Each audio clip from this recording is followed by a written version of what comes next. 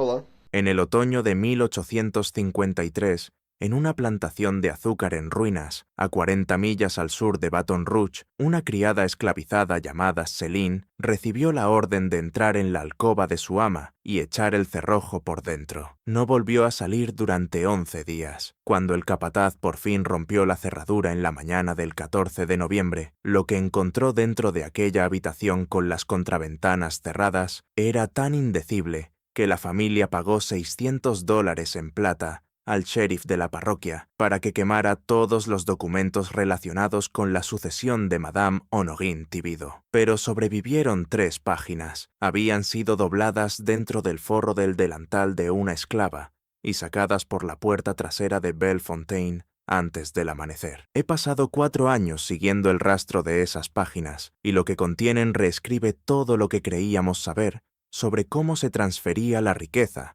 en los últimos años del viejo sistema de plantaciones francesas en Luisiana. Antes de continuar con la historia de Bellefontaine y con lo que ocurrió dentro de la alcoba de Madame Thibodeau, tómate un momento para suscribirte al canal. Activa la campana de notificaciones para no perderte nuestra próxima investigación. Y cuéntame en los comentarios desde qué estado o ciudad estás escuchando ahora mismo. Quiero saber hasta dónde está llegando esta historia esta noche. Ahora déjame llevarte atrás.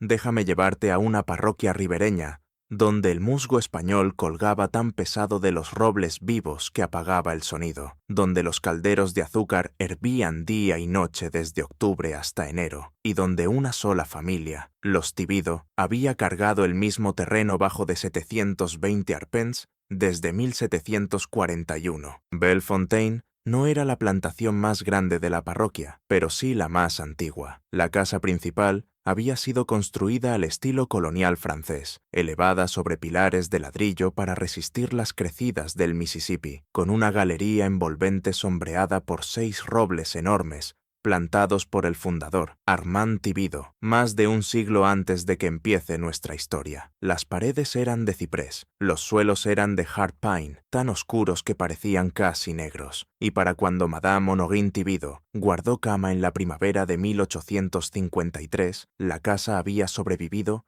a 3 generaciones de la familia que la había levantado. Ella era la última de todos ellos. Su marido, Leopold, había muerto 15 años antes de fiebre amarilla. Sus 3 hijos varones habían muerto jóvenes, 2 en la infancia y el tercero, su querido Pascal, a los 19 años, en un duelo por una deuda de juego en Nueva Orleans. Tenía un solo hijo superviviente, una hija llamada Odette, que se había casado con un comerciante de Saint Louis y que no había vuelto a poner un pie en Bellefontaine en más de una década. Honorine tenía 73 años en el otoño del 53. Pesaba menos de 90 libras. El lado izquierdo de su cuerpo había quedado flojo después de lo que el médico de la parroquia llamó un pequeño derrame el invierno anterior, y ya no podía caminar sin ayuda. Pero su mente, decían los sirvientes de la casa, estaba más afilada que nunca, y su crueldad, que siempre había sido formidable, se había reducido a un único punto obsesivo. No iba a permitir que Odette heredara Bellefontaine. La casa de Bellefontaine, en el otoño del 53,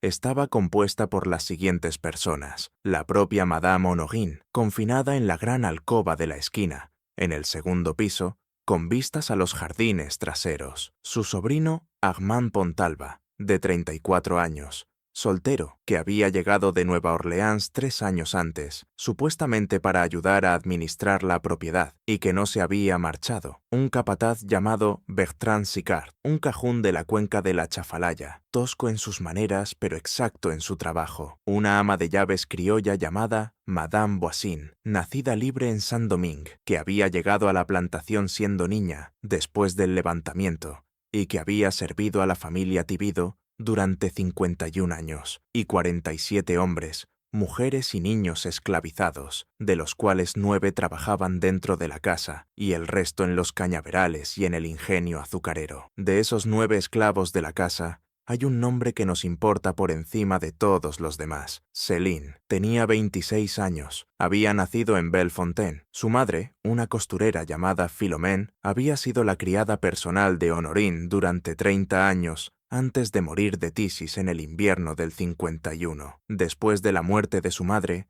Céline fue sacada de la lavandería y destinada a servir directamente a Madame Thibideau. Por todos los testimonios que he podido recuperar, era una mujer callada, alta para su época, de casi 1,75 m, alfabetizada en francés, que su madre le había enseñado en secreto contra la ley, y de manos firmes. Y, según el testimonio de Madame Voisin, dado muchos años después a un funcionario del Freedmen's Bureau, en 1867, tenía una capacidad poco común para soportar sin quejarse. Madame Voisin lo llamó, en francés criollo, un patience terrible, una paciencia terrible. Al principio, el ama de llaves lo decía como un elogio. Más tarde llegaría a entenderlo como algo muy distinto. Para entender a qué olía Bellefontaine y cómo sonaba en el otoño del 53, hay que entender la parroquia azucarera en esa estación. La cosecha en Luisiana empieza en octubre y dura hasta Navidad. Todas las plantaciones, en 40 millas a lo largo del río, estaban quemando residuos de caña y hirviendo melaza al mismo tiempo, y el aire, desde mediados de octubre en adelante, estaba cargado con una dulzura tan pesada que cubría el fondo de la garganta y se negaba a irse. Por la noche, desde la galería alta de cualquier casa grande, se podía ver el resplandor naranja de una docena de casas de azúcar a lo largo del río, cada una como una mancha de luz bajo una columna de humo que no se elevaba porque el aire estaba demasiado quieto. Los campos mismos estaban divididos en secciones, y la caña en pie se alzaba por encima de los hombres que entraban en ella con cuchillos largos y curvos a las 4 de la mañana y no volvían a salir hasta que el sol había vuelto a caer. Los esclavos trabajaban en cuadrillas bajo la dirección de mayorales. Los tallos de caña caían en hileras. Los carros los llevaban al ingenio. Los rodillos del molino los trituraban para sacar el jugo. El jugo pasaba por una serie de calderos abiertos de cobre, en los que era reducido,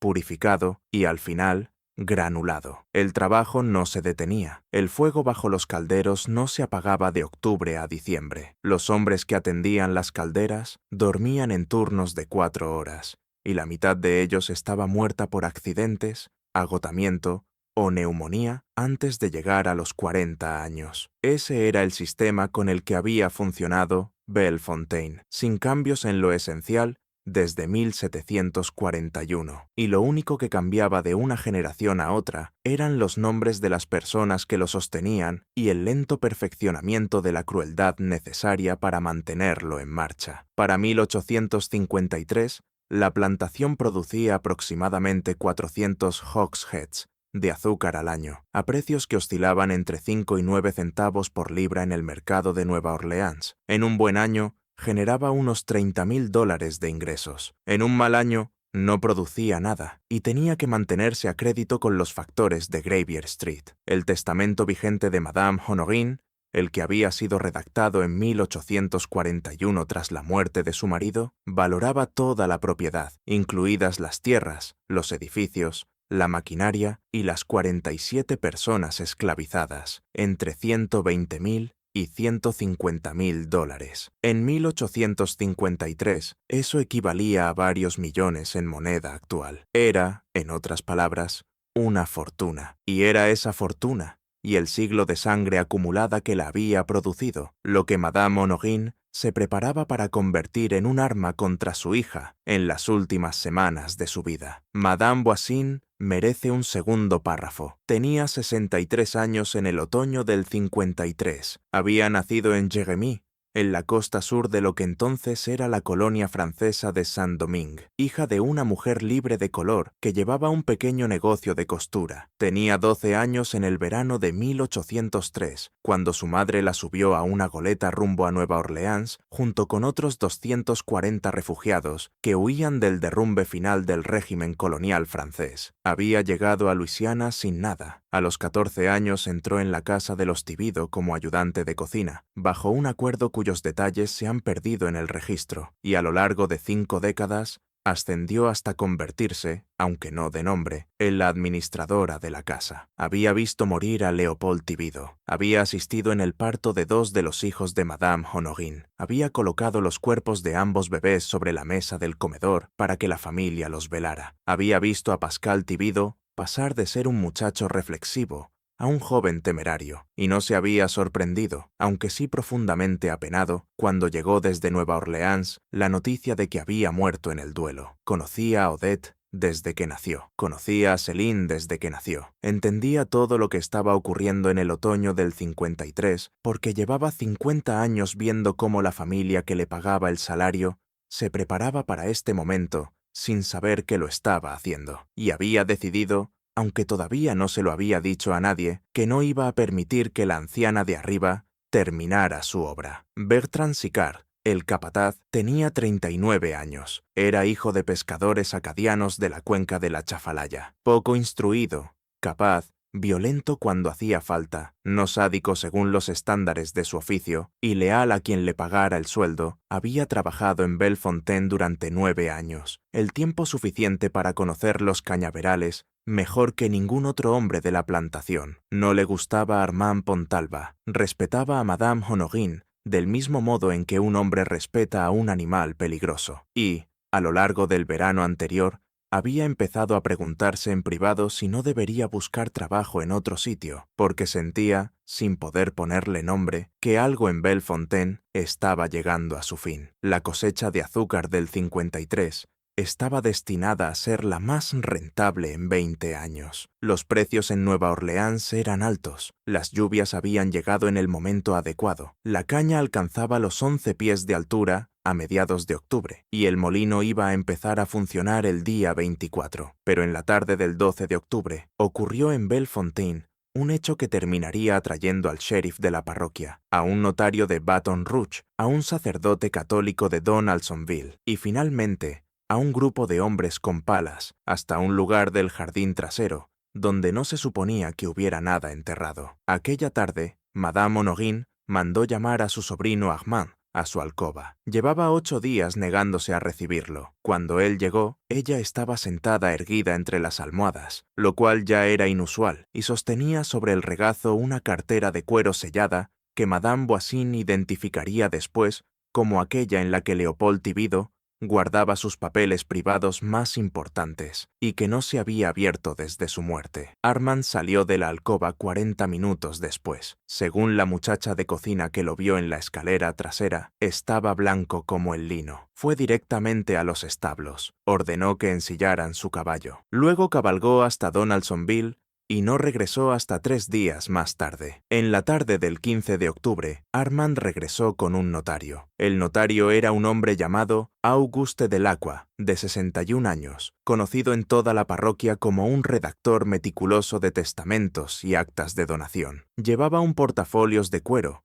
y un estuche con instrumentos de escritura. Lo condujeron directamente a la alcoba de Madame Honorine, donde permaneció durante 2 horas. Cuando salió, Madame Voisin le preguntó en el pasillo si Madame pensaba revisar su testamento. El notario miró a la ama de llaves durante un largo instante. Luego dijo, en un francés muy medido, que lo que Madame Tibido pretendía hacer no era una revisión. Bajó las escaleras sin dar más explicaciones y regresó a Donaldsonville. Aquella noche llamaron a Céline para que subiera. Llevaba 2 años sirviendo la cena de Madame en la alcoba cada noche. Eso no era inusual. Lo inusual fue la instrucción que recibió al entrar. Madame Honorine, incorporada entre las almohadas que su criada le había acomodado aquella mañana, le dijo a Céline que dejara la bandeja y cerrara la puerta. Céline cerró la puerta. Entonces, Madame Honorine le dijo que girara la llave en la cerradura. Céline giró la llave. Luego Madame Honorine, en una voz tan baja que Céline tuvo que acercarse a la cama para oírla, le dijo a la joven que debía permanecer en aquella habitación, sin salir por ningún motivo, salvo para vaciar el orinal en el armario contiguo, y que Madame Voisin llevaría comida a la puerta a intervalos, pero no tendría permiso para entrar. Céline dormiría en la pequeña cama de día al pie de la cama de Madame. No debía hablar con nadie a través de la puerta, no debía pasar ningún objeto fuera de la habitación, y si alguien, incluido Monsieur Armand, intentaba entrar, Céline debía negarse. Céline, que tenía 26 años y que había pertenecido a esta familia toda su vida, que había visto morir a su madre en una habitación con corrientes detrás de la cocina, porque Madame Honorine no permitió que llamaran a un médico para una esclava. No dijo nada. Dejó la bandeja, se volvió hacia la puerta, echó la llave, y durante 11 días no volvió a salir. Sería fácil, en este punto de la historia, saltar directamente a la mañana del 14 de noviembre y a lo que encontró el capataz cuando rompió la cerradura. No voy a hacerlo todavía, porque lo más importante de Bellefontaine en el otoño del 53, no es lo que se encontró dentro de aquella habitación al final, es lo que se estaba haciendo dentro de aquella habitación durante esos 11 días. Y para entender eso, tenemos que entender qué estaba dispuesta a destruir Madame Honorine Thibaudot para proteger su odio hacia su única hija superviviente. Odette Thibaudot se había casado a los 19 años con un comerciante de Saint Louis llamado Hyacinthe Caillou. Hyacinthe ya era estadounidense por entonces, aunque su familia descendía de franceses del Alto Mississippi. Era un comisionista del comercio fluvial, respetable, próspero, católico. Según cualquier criterio razonable, era un partido aceptable para la hija de un plantador de Luisiana. Pero Madame Honorine nunca le perdonó una cosa. En la cena de boda en Bellefontaine, Hyacinthe Caillou hizo un comentario delante de 14 invitados, entre ellos el sacerdote y el juez de la parroquia, en el sentido de que los días del sistema de plantación estaban contados, y de que un hombre con visión se prepararía para diversificar su riqueza hacia manufacturas del norte y bienes raíces en Saint Louis. Lo había dicho con buena intención, como un consejo para su nueva suegra, cuyo marido había muerto hacía poco y cuya propiedad, temía él, quizá no sobreviviera intacta a las décadas venideras. Honorine lo escuchó como un ataque contra todo lo que su familia había construido durante 100 años. Lo escuchó como una predicción de su derrota. Y, desde aquella misma noche, empezó a planear cómo Odette y Hyacinthe Caillou no heredarían ni un solo arpent de Bellefontaine. Según las leyes de Luisiana, aquello no era fácil. Luisiana, única entre los estados, conservaba el código napoleónico, y con él, la doctrina de la herencia forzosa. Un padre no podía desheredar simplemente a un hijo. Una parte de la sucesión, llamada la legítima, estaba reservada por ley a los hijos, y ningún testamento ni acta de donación podía anularla. Si Odette era la única hija superviviente de Madame Honorine, entonces Odette tenía derecho, por la letra estricta de la ley, a 3/4 partes de la sucesión. Honorine podía entregar el cuarto restante, llamado la porción disponible, a quien quisiera, pero no podía tocar las 3/4 partes de Odette, ni por testamento, ni por una venta en condiciones favorables a un sobrino, ni por ningún acto ordinario, a menos que Madame Honorine pudiera demostrar, mediante pruebas documentales presentadas ante un notario, que Odette había cometido contra su madre uno de los actos específicos reconocidos por el artículo 1521 del Código Civil como causa de desheredación. En Luisiana había 10 causas de ese tipo en 1853. Entre ellas estaban golpear a un padre, intentar quitarle la vida a un padre, negarse a rescatar a un padre cautivo. La mayoría exigía actos físicos cometidos en circunstancias concretas y con testigos específicos. En la práctica, eran casi imposibles de probar, salvo la novena. La novena causa de desheredación, según el Código Civil de 1825, tal como regía en Luisiana en el otoño del 53, era esta: un hijo que hubiera negado alimento a un padre en necesidad podía ser desheredado por ese padre, si el hecho quedaba establecido en forma auténtica, ante un notario y 2 testigos, y si el acto de desheredación especificaba la causa, y si la causa era jurada por escrito por el padre, bajo juramento, y en pleno uso de sus facultades. Madame Honorine Thibaudot tenía la intención de jurar por escrito, bajo juramento, ante el notario Auguste Delacroix, que su hija Odette se había negado a enviarle, durante el invierno anterior, en su enfermedad, las remesas que Odette le había prometido. Pensaba jurar que le había escrito 3 cartas a Odette, pidiéndole ayuda, y que ninguna había sido contestada. Pensaba presentar esas cartas, o copias de ellas, de su propio puño y letra, y presentar también los borradores que afirmaba haber enviado y que, según ella, su hija nunca había reconocido. Pensaba, en resumen, fabricar, en la intimidad de su alcoba cerrada con llave, el registro documental de un crimen que nunca había ocurrido, y pretendía que Céline, la única persona de la casa que debía permanecer con ella dentro de la habitación, fuera el instrumento físico de esa fabricación, porque la mano izquierda de Madame Honorine ya no servía, y la derecha había empezado a temblar tanto en el último mes que ya no podía formar sus propias letras con ninguna regularidad. Necesitaba a alguien que supiera escribir, alguien que pudiera imitar su letra bajo su supervisión directa, alguien que no pudiera testificar, alguien cuya presencia en la habitación pudiera ocultarse, cuya ausencia de sus tareas normales pudiera explicarse por enfermedad y cuyo silencio pudiera garantizarse por la propiedad. Necesitaba a Céline. Antes de seguir con lo que ocurrió en esa habitación cerrada, quiero hacerte una pregunta. Detente un momento y piénsalo. En una sociedad que trataba a los seres humanos como propiedad, que prohibía a los esclavizados leer o escribir, que les negaba todo reconocimiento legal como personas, ¿qué significa que toda la maquinaria de la herencia de esa sociedad, su riqueza, su continuidad entre generaciones, sus ficciones legales cuidadosamente construidas, pudiera llegar a depender de la mano de una mujer de 26 años, a la que su madre moribunda había enseñado a leer en secreto? Si esta historia te está resultando tan perturbadora como me lo resultaron a mí los documentos que la revelan, pulsa el botón de Me gusta ahora mismo. De verdad ayuda al canal a llegar a más personas que se interesan por los rincones olvidados de la historia de Estados Unidos. Cuéntame en los comentarios qué crees que hizo Céline. Madame Voisin fue la primera en comprender que algo iba mal. En la mañana del 13 de octubre, llevó una bandeja con el desayuno a la puerta de la alcoba, tal como se le había indicado. La puerta se abrió solo lo suficiente para que saliera la mano de Céline y tomara la bandeja. El ama de llaves alcanzó a ver un poco del interior de la habitación. Vio a Madame Honorine sentada en un pequeño escritorio que habían movido desde la ventana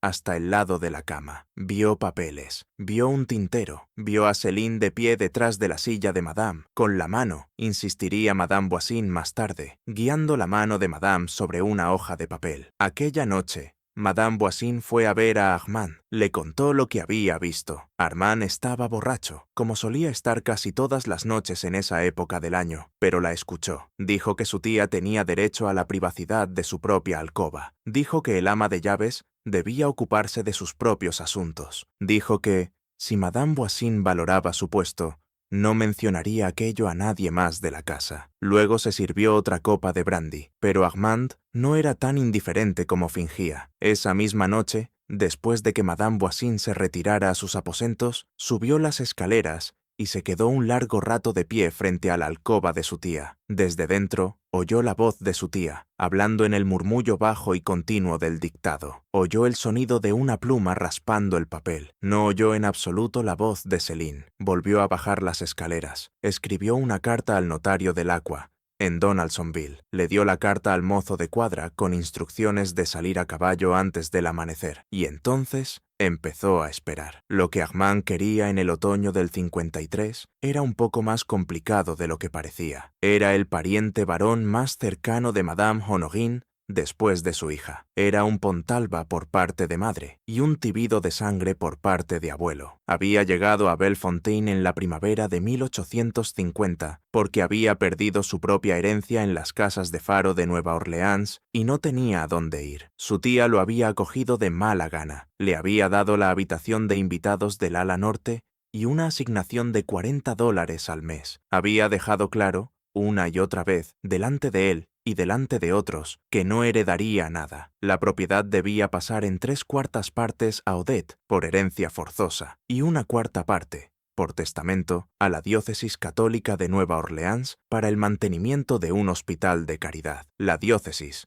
no Armand, ni un solo centavo para Armand. Pero en los 2 últimos años algo había cambiado. La salud de Madame Honorine se había desplomado. Su odio hacia su hija había crecido hasta convertirse en algo monstruoso. Y Armand había empezado a entender que, si era paciente, si era útil, si estaba presente cuando llegara el notario, podía encontrarse nombrado en el Nuevo Testamento, con una parte mayor de la que normalmente permitiría la porción disponible. De hecho, hasta el 12 de octubre, él había creído que eso era exactamente lo que estaba ocurriendo. Había creído que su tía iba a nombrarlo heredero residual, que usaría su porción disponible para darle todo lo que legalmente pudiera, y que él administraría las 3/4 partes restantes en nombre de Odette, como albacea, durante años, quizá durante décadas. Pero lo que oyó en la alcoba de su tía el 12 de octubre, cuando fue llamado y le mostraron la cartera de cuero sellada, era algo completamente distinto. Su tía le dijo que pensaba desheredar a Odette por completo, del todo,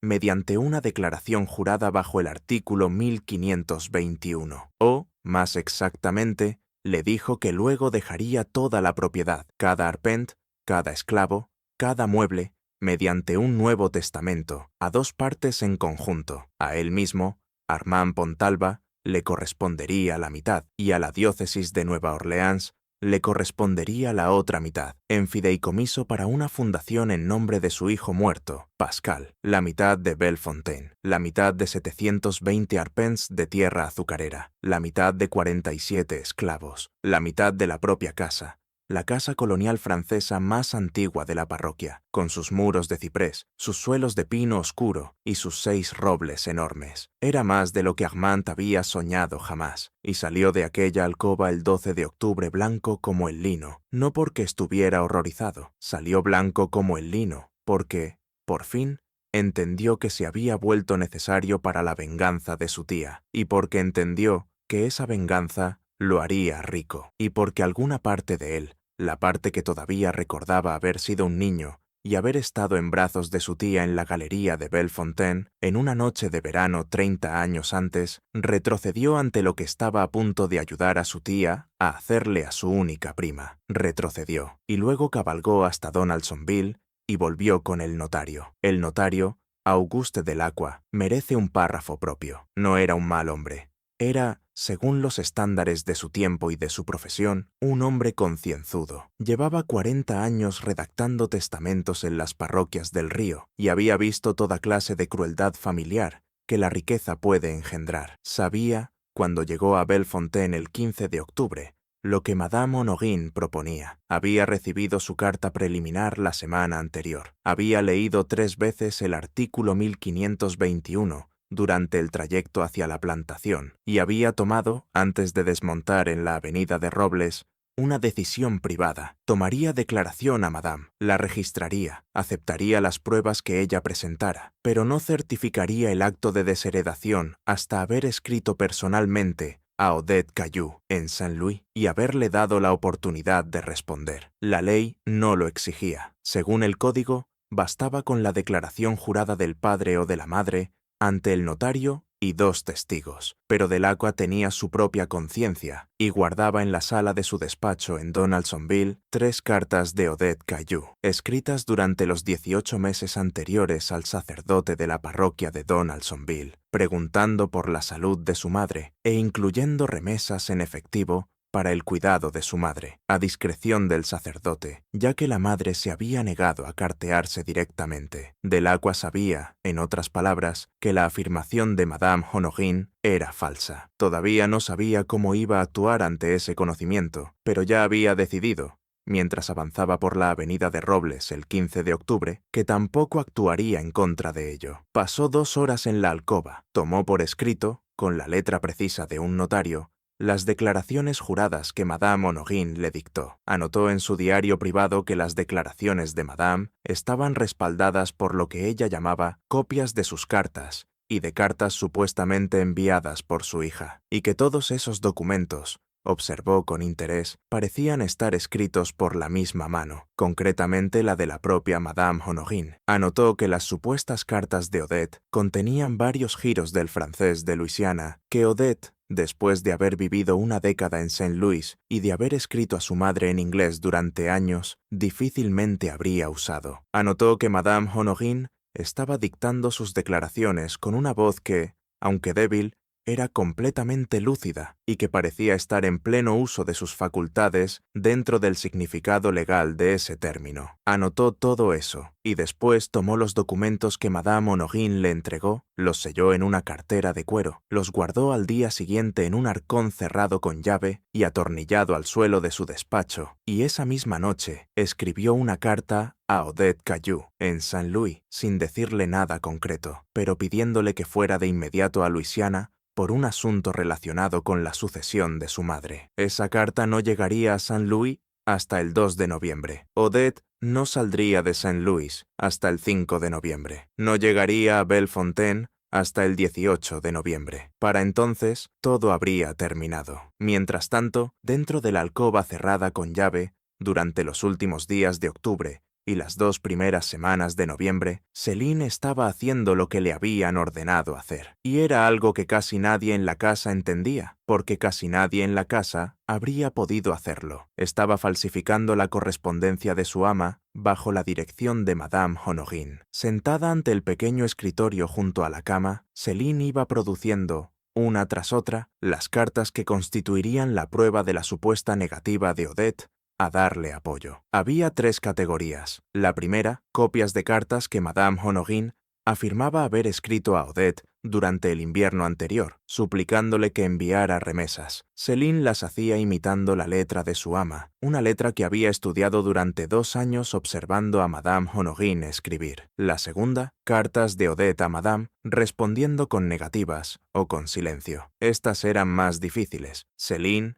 nunca había visto la letra de Odette. Madame había conservado en la cartera de cuero sellada que dejó su marido 2 cartas auténticas que Odette había escrito a su padre muchos años antes. Céline las tenía delante, las estudió, practicó en trozos de papel y luego produjo, en la letra de Odette, tan fielmente como pudo imitarla, respuestas secas, despectivas y crueles. La tercera, y esta era la más audaz de las 3, era una declaración jurada escrita de puño y letra de Odette, y con la firma falsificada de Odette, supuestamente dirigida a un notario de Saint Louis, reconociendo que había recibido las peticiones de su madre y que había decidido no responder. Ese documento estaba destinado a ser descubierto mucho más tarde, entre los papeles de Odette, y a ser usado contra ella en cualquier impugnación legal que pudiera presentar. Era la obra maestra de la falsificación. También era el documento que, más que ningún otro, revela en qué clase de mujer se había convertido Madame Honorine Thibideau al final de su vida. Céline escribió esos documentos a la luz de las velas, a la luz de una lámpara de aceite, a la luz gris de la mañana que entraba por las contraventanas cerradas. Escribía despacio, comparaba cada letra con las muestras auténticas, reescribía páginas cuando la mano le resbalaba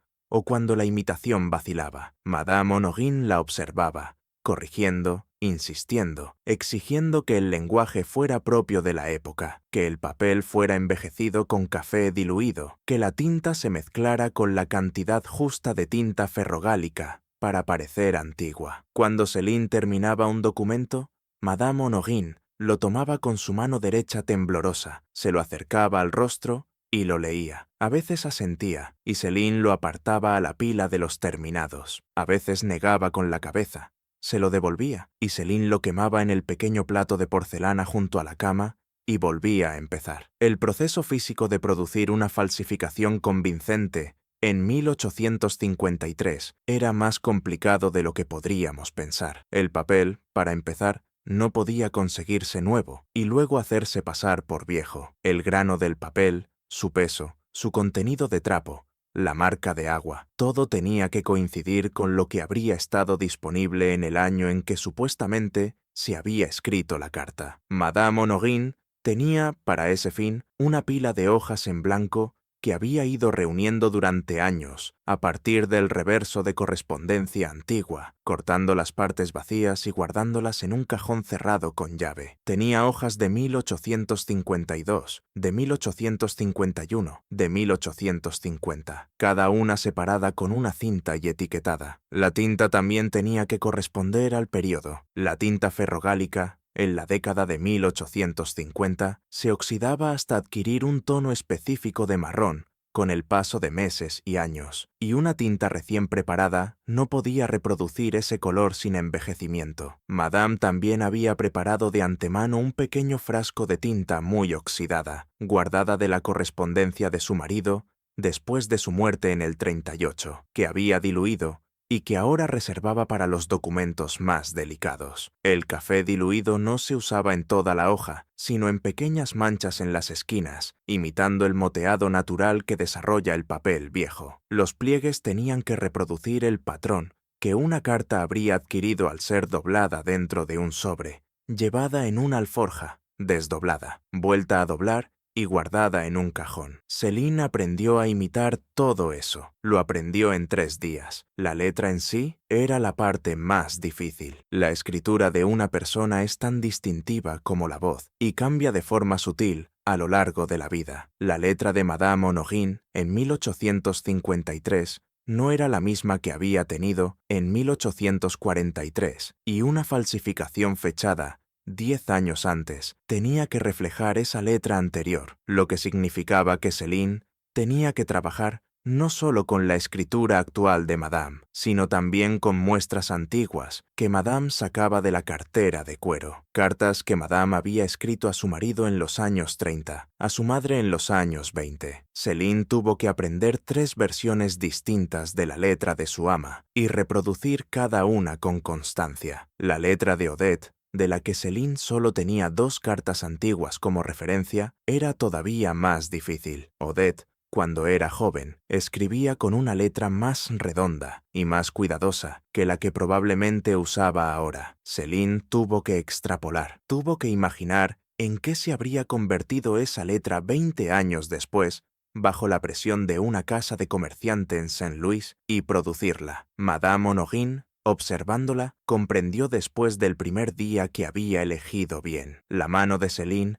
era mejor de lo que la suya había sido nunca. El ojo de Céline era más preciso. La paciencia de Céline para el lento y agotador trabajo de imitar letra por letra era mayor que la que Madame habría tenido en cualquier momento de su vida. Hubo momentos, bajo la luz gris de las primeras horas de la tarde, en que Madame Honorine observaba a la joven inclinada sobre el escritorio, con el cabello oscuro, atrapando la luz de la lámpara de aceite, con los dedos moviendo la pluma en pequeños arcos deliberados, y sentía algo que no había sentido desde que su hijo Pascal murió. Era una clase de asombro. Asombro de que esa persona, que según las leyes bajo las que vivía era propiedad, estuviera produciendo con su propia mano una habilidad técnica que la propia Madame no habría podido producir, que un notario no podría detectar, que resistiría ante un tribunal y privaría a una hija Tibido de su derecho de nacimiento. Era asombro, y era gratitud, y era una forma particular de odio que nace de comprender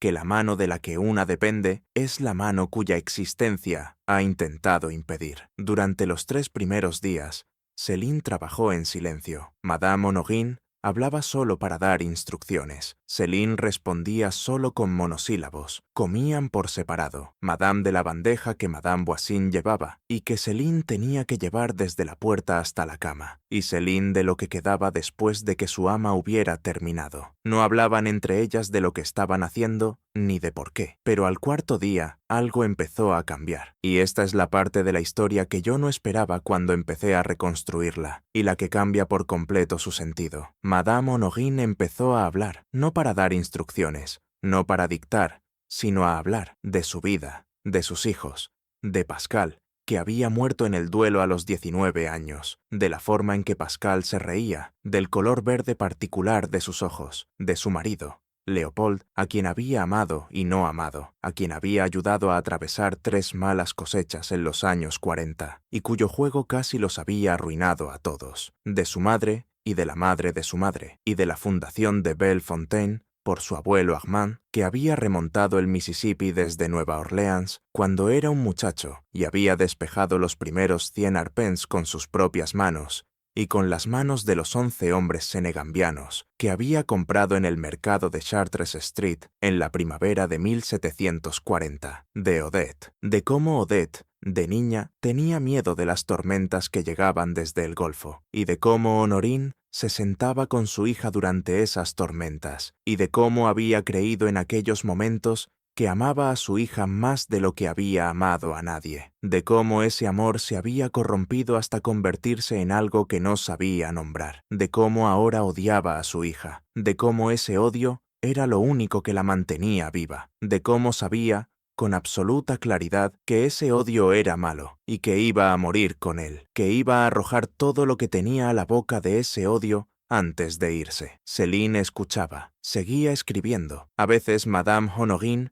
guardaba silencio durante largos períodos, y Céline trabajaba sola, con el raspar de la pluma como único sonido en la habitación. A veces Madame empezaba a llorar, cosa que no era propia de ella, y Céline dejaba la pluma y le llevaba agua en la pequeña copa de plata. A veces Madame extendía su mano derecha temblorosa, y Céline la tomaba, no como una esclava toma la mano de su ama, sino como una mujer toma la mano de otra en mitad de la noche, y la sostenía hasta que Madame se dormía. La habitación misma, durante esos 11 días, adquirió una cualidad particular. Las contraventanas permanecían cerradas durante el día, porque Madame ya no soportaba la luz fuerte. Las ventanas se abrían un poco por la noche, para dejar salir el calor de las lámparas de aceite y la cercanía de los dos cuerpos en ese espacio reducido. El aire olía a tinta, al café usado para envejecer el papel, al alcanfor que Madame Voisin enviaba para el reumatismo de Madame, y a ese olor agrio y dulce tan particular de la enfermedad que se instala en cualquier cuarto de enferma después de la primera semana. Había un gran armario tallado contra la pared opuesta a la cama, con las puertas cerradas, sobre el que Madame no había dicho nada y que Céline no abrió. Había un pequeño oratorio en un rincón, con un crucifijo y una figura de porcelana de la Virgen, ante el cual Madame no rezó durante esos 11 días, lo cual ya era una clase de declaración. Estaba el escritorio, cada vez más cubierto de papeles en 3 montones separados, las falsificaciones terminadas, los borradores rechazados pendientes de ser quemados, y las hojas en blanco esperando ser usadas. Estaba la cama, enorme, de caoba oscura, tallada con racimos y vides, en la que Madame había nacido 73 años antes, y en la que moriría 11 días después. Estaba la cama pequeña al pie, donde dormía Céline. Estaba la palangana de porcelana sobre el soporte junto a la ventana, donde Céline se lavaba con agua fría una vez al día. Y estaba, al otro lado de la puerta cerrada con llave, el resto del mundo, que no sabía lo que estaba ocurriendo dentro de la habitación, y al que, gracias al cuidadoso manejo de Madame Voisin, se le impedía hacer preguntas. Al 5.º día, Madame le pidió a Céline que leyera en voz alta para ella. Sus ojos se habían vuelto demasiado débiles para una lectura prolongada, y quería escuchar las páginas de un libro de sermones de un obispo francés del siglo XVII que había tenido en su mesa de noche durante 40 años. Céline, a quien nunca se le había permitido reconocer ante su ama que sabía leer, vaciló. Madame dijo, sin levantar la vista, que ya habían pasado el punto en que podían seguir fingiendo. Así que Céline leyó. Su francés era cuidadoso, su pronunciación formal, su voz más grave de lo que el ama de llaves la había oído hablar jamás. Madame escuchaba con los ojos cerrados. Cuando Céline terminaba un pasaje, Madame a veces comentaba, a veces corregía la pronunciación de una palabra arcaica y a veces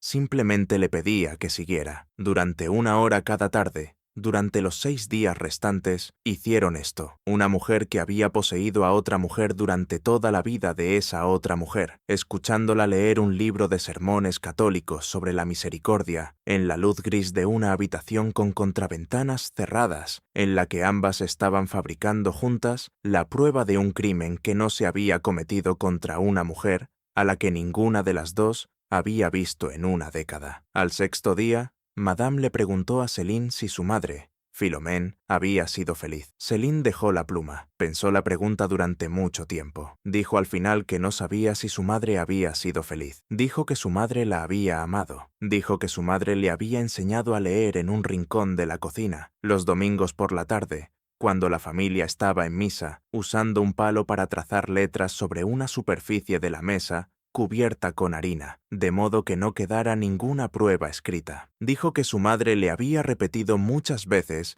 que el aprendizaje era lo único que no podían arrebatarte una vez que estaba dentro de tu cabeza. Dijo que su madre se había sentido orgullosa de ella. No dijo si ella misma había sido feliz. Madame no preguntó. En el séptimo día, Madame le preguntó a Céline qué quería, no como una orden, no como una pregunta retórica, sino como una pregunta real. ¿Qué quería Céline para su vida? Si pudiera tener cualquier cosa. Céline no respondió durante mucho tiempo. Luego dijo, con una voz tan baja que Madame tuvo que inclinarse hacia adelante para oírla, que quería vivir en un lugar donde nadie pudiera llamar a una puerta y llevársela. Eso fue todo lo que dijo. Madame no respondió. Cerró los ojos y no volvió a abrirlos durante 2 horas. En el octavo día, Madame Honorine le hizo otra pregunta a Céline. La hizo sin levantar la vista. Le preguntó, en francés, si Céline había amado a su propia madre, Philomène. Céline respondió que sí. Madame preguntó si Céline creía que Philomène la había amado. Céline respondió que sí. Madame guardó silencio durante mucho tiempo. Luego dijo, con una voz tan fina que casi era solo aliento, que ojalá hubiera permitido que el médico atendiera a Philomène en el invierno del 51. No pidió perdón, no pidió ser perdonada. Simplemente dijo aquella frase con la misma voz plana con la que podría haber dicho que iba a llover, y luego volvió a dictar la siguiente carta. En el 10º día,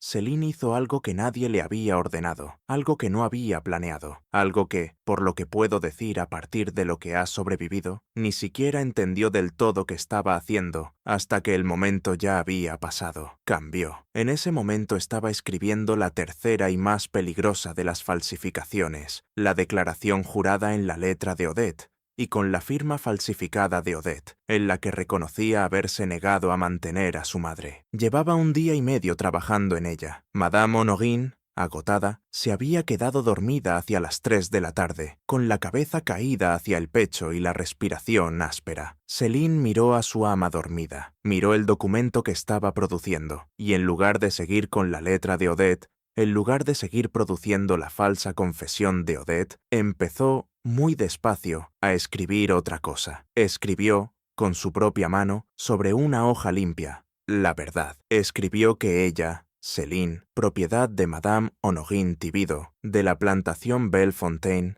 en la parroquia de Iberville, Luisiana, de aproximadamente 26 años de edad, habiendo sido instruida por su ama para producir correspondencia falsificada, destinada a establecer causas falsas para la desheredación de Madame Odette Caillou de Saint-Louis, declaraba por la presente, bajo el juramento que una persona en su condición podía dar, que dicha correspondencia había sido falsificada por su propia mano bajo coacción, bajo el dictado de su ama, en la alcoba cerrada con llave de Madame Thibido, a lo largo de los días anteriores. Enumeró los documentos concretos que había producido, describió los métodos usados para envejecerlos, nombró a las personas que habían entrado en la alcoba, al notario del agua, y la fecha. Se nombró a sí misma, y lo firmó. Su madre, Philomène, le había enseñado a leer y escribir. A su vez, a Philomène le había enseñado una ama anterior, en una plantación cerca de Pointe-Coupée, décadas atrás, y había llevado ese conocimiento en secreto durante toda su vida, para luego transmitirlo en secreto a su hija. Y ahora, en una habitación cerrada con llave en el otoño del 53, esa alfabetización secreta, pasada de contrabando a través de 2 generaciones de mujeres esclavizadas, estaba siendo usada para producir el único documento honesto de toda aquella historia. Céline dobló el papel, lo escondió en el forro de su delantal, entre la capa interior y la exterior, donde había abierto la costura 2 días antes, exactamente con ese propósito. Luego volvió a la falsificación, la terminó con la letra de Odette y la colocó encima del montón. En la mañana del 14 de noviembre, Madame Honorine no despertó. Justo cuando el horror en esta casa de plantación de Luisiana alcanza su momento más oscuro, quiero pedirte algo. Si lo que estás escuchando esta noche te está atrapando como me atrapó a mí, cuando descubrí por primera vez estos documentos, comparte este video con un amigo que ame la historia oscura de Estados Unidos. Dale a me gusta para decirle al algoritmo que historias como esta importan. Y suscríbete si todavía no lo has hecho, porque en nuestra próxima investigación viajaremos a los Pine Barrens de Nueva Jersey para descubrir una historia de corrupción institucional enterrada desde hace 170 años. Averigüemos juntos qué ocurrió en las últimas horas en Bellefontaine. Céline encontró a su ama hacia las 6 de la mañana. Se había quedado dormida en la pequeña cama de día, al pie de la cama de Madame, como había hecho cada noche durante 11 noches. Cuando despertó, oyó de inmediato la ausencia, el sonido de la respiración trabajosa de Madame, que había llenado la habitación todas las noches, había desaparecido. Se levantó, cruzó hasta la cama, puso la mano sobre la mejilla de Madame. Estaba fría. Se quedó allí mucho tiempo, bajo la luz gris. Luego hizo lo único que sabía hacer. Abrió la puerta. Madame Voisin, que había oído abrirse la puerta, llegó enseguida desde el otro extremo del pasillo. Entró en la alcoba. Vio a su ama muerta en la cama. Vio a Céline de pie junto al escritorio, con las manos a los lados. Vio, sobre el escritorio, el montón de documentos terminados y comprendió, en un solo y largo instante, mirando de los papeles a Céline, de Céline al cuerpo de Madame y de nuevo a los papeles, gran parte de lo que había ocurrido en aquella habitación. Era una mujer práctica. Había servido a la familia Tibido durante 51 años. Hizo 3 cosas en la hora siguiente. Primero, cerró la puerta de la alcoba y volvió a echar la llave, esta vez con Céline dentro. Segundo, bajó las escaleras y despertó al capataz, Bertrand Sicard, diciéndole que Madame había muerto durante la noche y que la alcoba debía permanecer sellada hasta que pudiera llamarse al notario. Tercero, envió al mozo de cuadra con un mensaje. No a Armand, que todavía estaba durmiendo la borrachera de la noche anterior, y no al notario del agua en Donaldsonville, sino al sacerdote de la Iglesia Católica de la parroquia, a 3 millas de distancia, con la instrucción susurrada de que el sacerdote debía venir no para administrar los últimos sacramentos, porque ya era demasiado tarde, sino para ser testigo. Cuando el sacerdote llegó a las 8 de la mañana, Madame Voisin lo llevó directamente arriba. Abrió la puerta de la alcoba, entró con el sacerdote y con Céline, y nadie más. Y allí, en presencia de la mujer muerta, de la joven esclava y de la vieja ama de llaves criolla libre, el sacerdote, el padre Etienne Rouy, de 44 años, de origen bretón, que llevaba 6 años en Donaldsonville, oyó de labios de Céline lo que había ocurrido durante los 11 días anteriores. Céline se lo contó todo. Sacó del forro de su delantal la declaración que había escrito con su propia mano en el 10º día. Se la entregó. Le dijo que no sabía qué sería de ella ahora, pero que quería que la verdad existiera en algún lugar del mundo, fuera de aquella habitación, donde su ama ya no pudiera alcanzarla. El sacerdote leyó la declaración. La leyó 2 veces. Luego hizo algo que creo que salvó la vida de Céline, aunque le costó su puesto en la diócesis antes de que pasara un año. Tomó la declaración, la dobló, la guardó en el bolsillo interior de la sotana. Luego se volvió hacia Madame Voisin y dijo, en francés, una sola frase, la frase que más tarde quedó recogida en el testimonio de Madame Voisin ante el Freedmen's Bureau en el 67, fue esta. Diremos, dijo, que Madame estaba sola. Volvieron a bajar las escaleras. Se encontraron con Bertrand Sicard y con Armand, que ya había sido despertado, y les dijeron que Madame había muerto sola durante la noche, después de haber despedido a su criada la noche anterior. Céline fue enviada de vuelta a los cuartos de la lavandería. La alcoba se abrió para la familia. El montón de documentos del escritorio fue recogido por Armand, que supo de inmediato lo que eran, y que, en un instante de decisión que creo que fue el único acto honorable de toda su vida adulta, no dijo a nadie que la tinta de varios de ellos tenía menos de 3 días de seca, porque Armand también había comprendido algo durante las 2 últimas semanas. Había comprendido que, si aquellos documentos llegaban al notario del agua, y si eran incorporados al registro, y si Odette era de verdad desheredada por acto auténtico bajo el artículo 1521, entonces se abriría una inmensa disputa legal. La diócesis impugnaría el documento. Odette y su marido, Hyacinthe Caillou, lo pelearían en los tribunales. La escritura sería examinada por expertos en Nueva Orleans. Las falsificaciones podrían ser descubiertas o no. El caso podría prolongarse durante una década. Y aunque Armand y la diócesis ganaran, la parte de Armand quedaría consumida por los abogados. En cambio, Si Madame moría sin ejecutar el Nuevo Testamento, el testamento existente, el que daba la cuarta parte disponible a la diócesis y las 3/4 partes forzosas a Odette, seguiría en pie. Armand no heredaría nada bajo el testamento antiguo, pero, según la ley de Luisiana, como Armand sabía, si Odette moría sin hijos, cosa que hasta entonces no había tenido, Armand sería el siguiente en la línea como pariente colateral más cercano de Madame. Y Odette tenía 41 años, era enfermiza y no tenía hijos. Y en 1853 no había tratamiento fiable para la enfermedad que, a través de un conocido común, el médico de familia de Saint Louis le había dicho en voz baja a Armand que sufría su prima. Aquella misma noche, Armand quemó todos los documentos en la chimenea de la propia alcoba de Madame, incluido, de haber reparado en ello, el papel escrito por la propia mano de Céline que el padre Rui ya se había llevado. Odette llegó a Bellefontaine el 18 de noviembre. En la galería delantera la recibieron Armand y el notario del Acqua, que había sido llamado para la lectura del testamento. Se leyó el testamento. Era el antiguo, el que le daba a ella las 3/4 partes forzosas y a la diócesis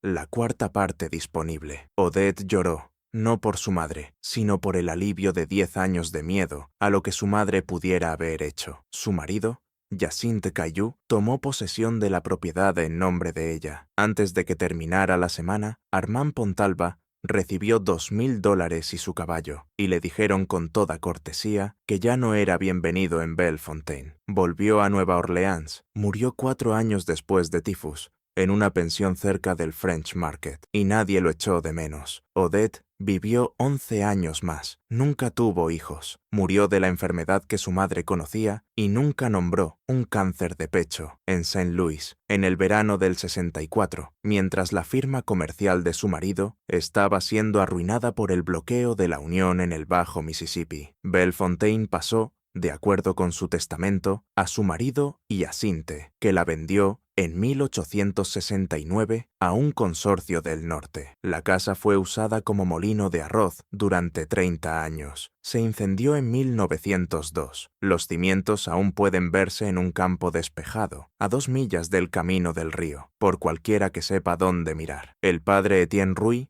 dejó la parroquia de Donaldsonville en la primavera de 1854, bajo lo que los registros diocesanos describen como un desacuerdo con su obispo. Se fue al norte, sirvió durante 20 años en una pequeña parroquia de misión en Illinois.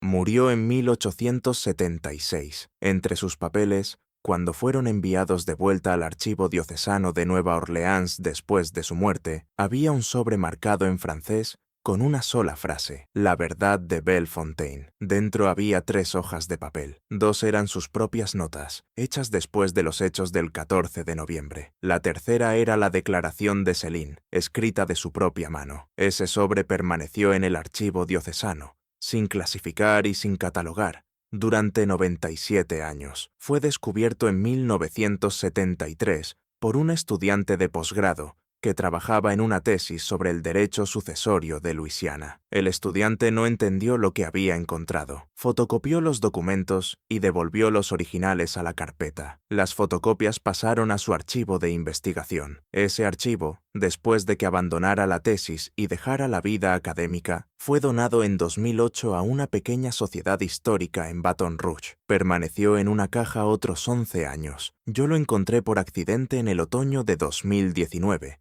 Mientras buscaba otra cosa. En cuanto a Céline, Madame Voisin, en su testimonio ante el Freedmen's Bureau del 67, afirma que Céline permaneció en Bellefontaine bajo la propiedad de Hyacinthe Caillou durante 7 años más, trabajando como costurera en la casa, sin hablar nunca de lo que había ocurrido en la habitación cerrada. En el verano de 1861, cuando Luisiana se separó, y Hyacinthe empezó a temer que sus bienes del norte y del sur fueran disputados por ambos bandos de la guerra que se acercaba, firmó en Nueva Orleans un acta de emancipación para 11 de los esclavos heredados por su esposa, entre ellos Céline. El acta se conserva. Está archivada en los archivos estatales de Luisiana. La emancipación de Céline fue incondicional. Recibió junto con ella $180 en plata y una carta de presentación para una familia criolla libre de Nueva Orleans, con la que podía refugiarse. Usó el dinero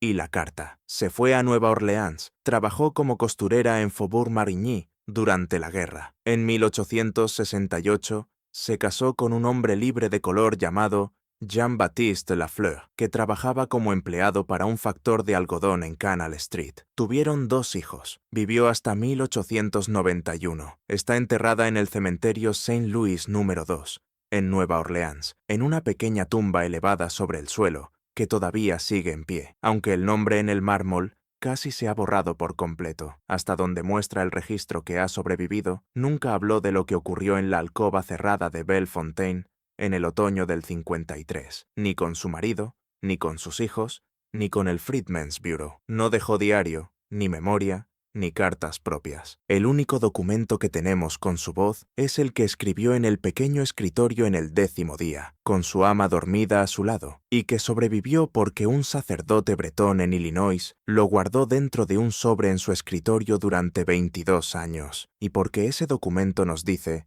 en una sola página, con una letra cuidadosa y firme, qué hizo y por qué lo hizo. Ella no se liberó, no podía. Las falsificaciones que produjo para su ama fueron destruidas con la muerte de su ama antes de que pudieran causar daño alguno, y su declaración honesta fue preservada por azar y por conciencia en lugares que ella nunca llegó a conocer. El crimen que le ordenaron cometer nunca llegó a ejecutarse. La hija no fue desheredada. La plantación no pasó al sobrino. Todo lo que su ama intentó hacer en esos 11 días quedó deshecho por su propia muerte antes de que pudiera surtir efecto. Y el único documento honesto de Céline, el que habría hecho pedazos las falsificaciones si alguna vez hubieran sido presentadas ante un tribunal, permaneció intacto durante casi 170 años. Pero piensa en lo que hizo. En una sociedad que le negaba toda forma de personalidad jurídica, produjo, desde dentro de una habitación cerrada con llave en la que estaba retenida como instrumento del odio de su ama, un documento que afirmaba su propia existencia como testigo moral. Describió lo que estaba haciendo. Se negó a permitir que el registro de aquello quedara solo en manos de la mujer que la había obligado. Lo sacó de la habitación en el forro de su delantal. Lo puso en manos de la única persona libre que pensó que podría conservarlo. Y volvió a su trabajo en la lavandería, sin decir nada, y esperó. El horror de Bellefontaine no es que una anciana cruel intentara desheredar a su hija. Las ancianas crueles llevan intentando desheredar a sus hijas desde que existen las herencias. El horror es la maquinaria. El horror es la idea de que todo el peso de 113 años de riqueza acumulada por una familia, la tierra, el trabajo, la sangre y el silencio, pudiera descansar en su hora final sobre si una mujer de 26 años, que ni siquiera era considerada una persona legal, iba a elegir usar la mano que su madre había entrenado en secreto para producir una mentira o para producir la verdad. Y todo descansó ahí porque, y solo porque, las leyes de esa sociedad la habían vuelto invisible. Una persona puede ser testigo, pero Céline no era una persona bajo el Código Civil de 1825. Era una cosa. Las cosas no testifican. Las cosas no pueden mentir ante un tribunal. Las cosas, en la lógica fría de los plantadores de Luisiana, eran el instrumento perfecto para el fraude, porque ninguna falsificación producida por una cosa podía remontarse jamás hasta un autor humano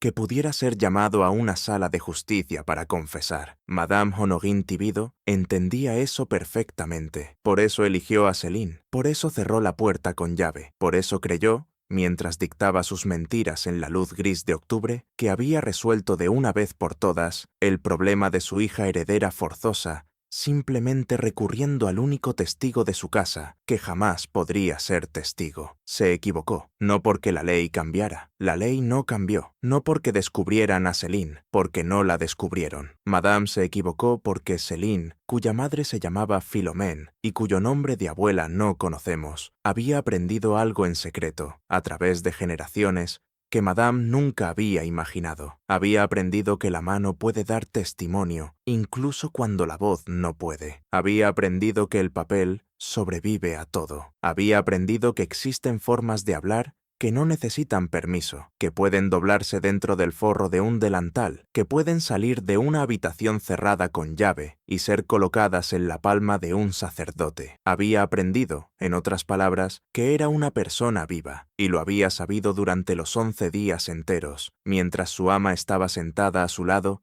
dictando la ficción de que no lo era. Este misterio de Bellefontaine nos muestra algo que no queremos ver sobre la forma en que se construyó la riqueza estadounidense en las viejas parroquias francesas de Luisiana. Nos muestra que la maquinaria de la herencia, las formas de la ley, las cuidadosas legitimaciones del paso de la propiedad de una generación a otra, dependían, en su nivel más profundo e íntimo, de la complicidad forzada de las personas que esa misma ley se negaba a reconocer como humanas. Nos muestra que una sola alcoba cerrada con llave podía contener, al mismo tiempo, toda la fealdad de ese sistema y un acto silencioso y privado de dignidad humana que el sistema no estaba diseñado para permitir y que no pudo borrar del todo. La declaración de Céline existe. Yo la he visto. Mide 12 por 8 pulgadas. Está escrita en un francés cuidadoso, con una letra que nunca debió haber sido educada. Termina con su firma. Una sola palabra. El único nombre que se dio a sí misma sobre el papel en toda su vida. Y esa firma,